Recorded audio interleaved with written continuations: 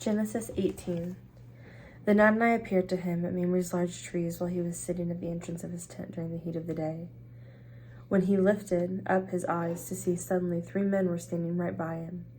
When he saw them, he ran from the entrance of a tent to meet them and bowed to the ground. Then he said, "My Lord, if now I have found favor in your eyes, please do not pass by your servant.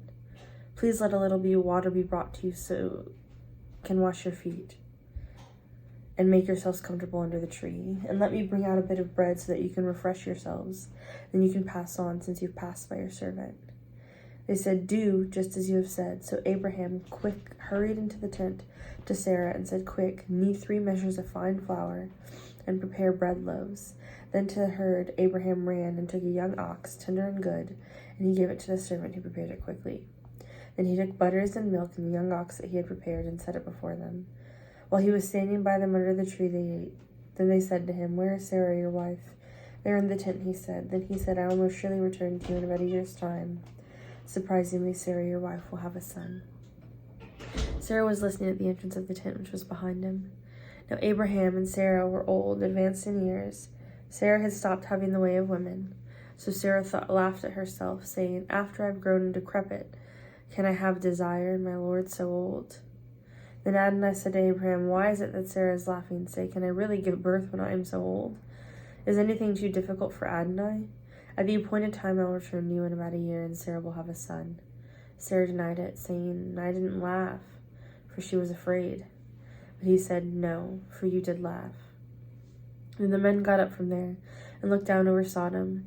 Abraham was walking with them to send them off. When Adonai said, "Should I keep a secret from Abraham what I am about to do? Seeing that Abraham will most certainly become a great and mighty nation, and in him all the nations of the earth will be blessed. For I have made myself known to him so that he will command his sons and household after him to keep the way of Adonai, by doing righteousness and justice, so that Adonai may bring upon Abraham what he has spoken about him." Then Adonai said, "The outcry against Sodom and Gomorrah is great indeed, and their sin is very grievous indeed. I want to go down now and see if they deserve destruction, as its outcry has come to me, and if not, I will know." And the men turned from there and went toward Sodom, but Abraham was still standing before Adonai. Abraham drew near and said, "Will you really sweep away the righteous and the wicked? Suppose there are 50 righteous within the city. Will you really sweep away and not spare the place for the sake of 50 righteous who are in it? Far be it from you who do such a thing, to cause the righteous to die with the wicked, so that the righteous and the wicked share the same fate. Far be it from you. Shall the judge of the whole world not exercise justice?" Then Adonai said, "If I find in Sodom 50 righteous people within the city, I will spare the whole place for their sake." And Abraham answered and said, "Look, pray. I have decided to speak to my Lord, though I am dust and ashes. Suppose the 50 righteous people are lacking 5. Will you destroy the whole city for a lack of 5? He said, "I will not destroy it if I find 45 there." So he spoke to him yet again, and said, "Perhaps 40 will be found there." And he said, "I will not do it for the sake of 40.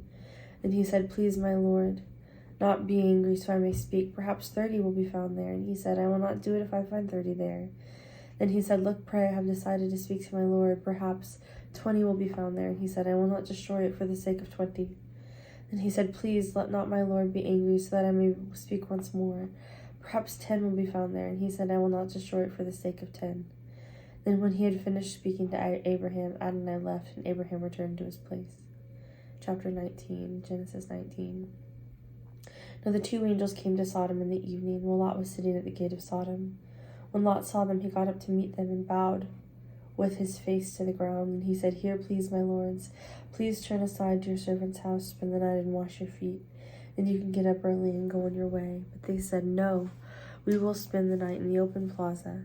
But he urged them strongly, so they turned aside to him, and they came into his house. He prepared a feast for them and baked matzah, and they ate. They had not yet lain down when the men of the Sodom, surrounded the house, from youth to elderly, all the people without exception. And they called out to Lot and said to him, "Where are the men who came to you tonight? Bring them out to us so that we can have relations with them." But Lot went out to them and at the doorway and shut the door behind him. He said, "Please, my brothers, don't act wickedly. Look, I have 2 daughters who haven't been intimate with a man. Please let me bring them out to you. Do to them whatever is good in your eyes. However, do nothing to these men, since they have come under the protection of my roof." "Get out of the way," they said. And they said, "This one came as an outsider and dares to judge. Now we'll treat you worse than them." So they strongly pressed against the man Lot and moved in close to break the door down. But the men reached out their hands and brought Lot into the house with them and shut the door. Then they struck the men at the doorway of the house with blindness, from youth to elderly, so that they gave up trying to find the doorway. Then the men said to Lot, "Who else related to you is still here? A son-in-law, your sons and your daughters, whoever else is related to you in the city, bring them out of the place, for we are about to destroy this place, because their outcry has become so great before Adonai, and Adonai has sent us to destroy it."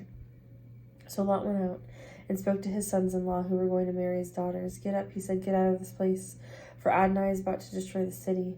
But in the eyes of his sons-in-law, he was like a joker. So when morning dawned, the angels rushed Lot, saying, "Get up, take your wife and your 2 daughters who are here, or else you will be swept away with the city's iniquity." But he hesitated, so the men grabbed his hand, his wife's hand, and his 2 daughters' hands, because of Adonai's compassion for him, and they brought him out and left him outside the city. When they brought them outside, one said, "Flee for your life, do not look behind you, and do not stop anywhere in the surrounding area, except to the hills, or else you'll be swept away." But Lot said to them, "No, my lord, please, look, please. Your servant has found favor in your eyes, and you have magnified your merciful loyalty, which you have shown by letting me live. But I can't escape to the hill country, for the disaster will overtake me, and I'll die. Look, please, the city is close enough to flee there, and it's little. Please let me escape there, isn't it small, and let me live." So he said to them, "Behold, I will grant you your request concerning this matter, not to demolish the city of which you have spoken. Hurry, flee to safety there, because I cannot do anything until you arrive there." This is why the town is named Zoar. The moment when the sun rose upon the land, Lot entered Zoar, and Adonai rained sulfur and fire upon Sodom and Gomorrah from Adonai out of the sky. So he demolished these cities and the whole surrounding area, all the inhabitants of the cities, and the vegetation of the ground. But his wife behind him looked, and she turned into a pillar of salt. Now Abraham rose early in the morning to a place where he had stood before Adonai, and he looked down toward Sodom and Gomorrah and toward the entire land of the surrounding area, and saw, behold, the smoke of the land ascended like smoke from a furnace. So it was, as God destroyed the cities of the surrounding area, that God remembered Abraham and sent Lot out of the midst of the upheaval, and when he demolished the cities where Lot had dwelt. Then Lot went up from Zoar and dwelled in the mountain, his 2 daughters with him, because he was afraid to dwell in Zoar, so he lived in a cave, he and his 2 daughters. Then the firstborn said to the younger, "Our father is old, and there is no man in the land to come to us, as is the custom of the whole land. Come on, let's make our father drink wine, so that we can lie with him, and keep the seed from our father alive." So they made their father drink wine that night, and the firstborn came to lay down with her father. Yet he did not know that she lay down and got up. And the following day the firstborn said to the younger, "See, I slept with my father last night. Let's make him drink more wine as well. Come on, sleep with him, so that we'll keep the seed from our father alive." So they made their father drink wine that night as well, and the younger got up and lay down with him, and he did not know that she lay down and got up. So Lot's 2 daughters became pregnant by their father. Then the firstborn gave birth to a son, and named him Moab, and he is the ancestor of the Moabites to this day. The younger daughter gave birth to a son, and named him Ben-Ammi, and he is the ancestor of the sons of Ammon to this day. Genesis 20.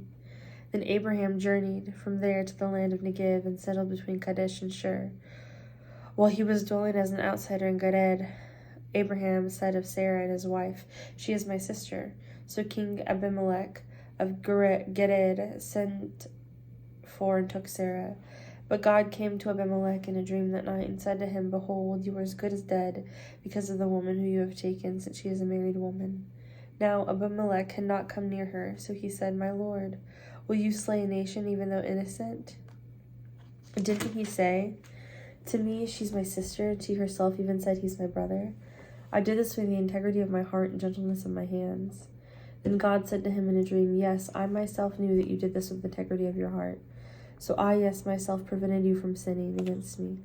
That is why I did not allow you to touch her. So now you return to the man's wife, for he is a prophet. And let him pray for you, and you will live. But if you do not return her, know that you will surely die, you and all who are yours." Abimelech rose early in the morning, called all his servants, and spoke all these words in their ears, and the men were very frightened. Then Abimelech called to Abraham and said to him, "What have you done to us, and how have I sinned against you, that you have brought great sin upon me and my kingdom? You have done to me things that should not be done." Abimelech also said to Abraham, "What motivated you to do this thing?" Abraham said, "Because I thought there is certainly no fear in God's place, so they'll kill me because of my wife. And besides, she really is my sister. She's my father's daughter, though not my mother's daughter. Then she became my wife. So when God made me wander away from my father's house, I said to her, this is your loyalty that you must show me.